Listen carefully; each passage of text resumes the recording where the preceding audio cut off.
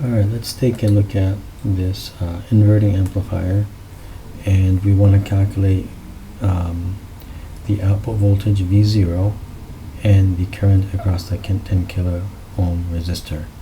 Okay, so we want to figure out what our output voltage is and the current coming across here. So we want to figure out what this current is, and we want to figure out what the V output there is.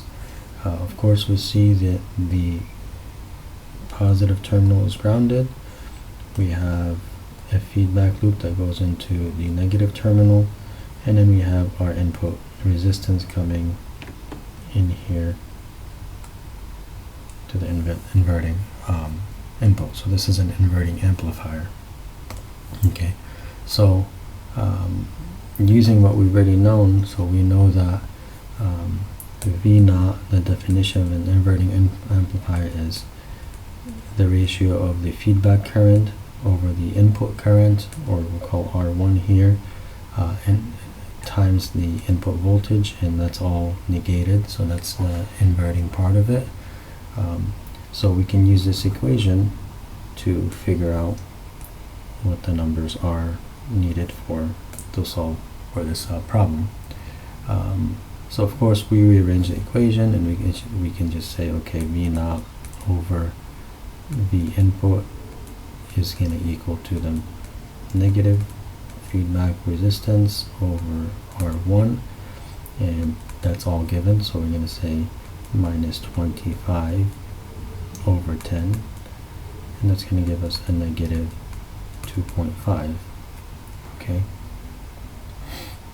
so we rearrange the equation again, so we got V0, or V output, is equal to minus 2.5 the input voltage. Okay, and then we're told that the input voltage is going to be, the input is going to be 0.5, so we just plug that in here, and then we get minus 2.5 times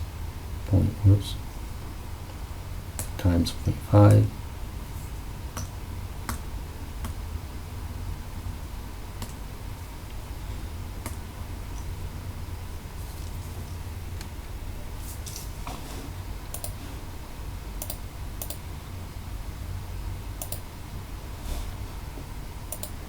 so minus 2.5 times 0.5.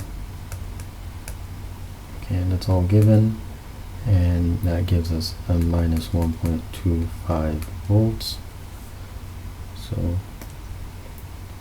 our V output is minus 1.25 volts. Okay, and it's an inverting amplifier, so it's going to be a negative voltage. Okay, and then the next part is we want to figure out what our current is across this 10 kilo ohm resistance. So here we're just going to do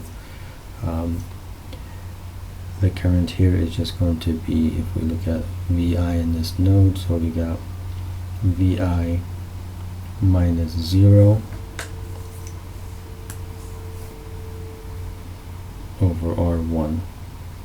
So VI, so our current is going to equal to VI minus 0 over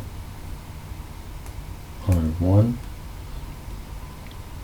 Okay, and plug those in here. We get 0.5 minus 0 over 10 times 10 to the third, and that's going to give us 50 microamps.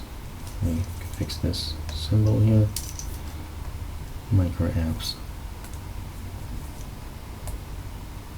So we've solved for V0, and we've solved for the current in this specific equation, so a specific problem. Okay.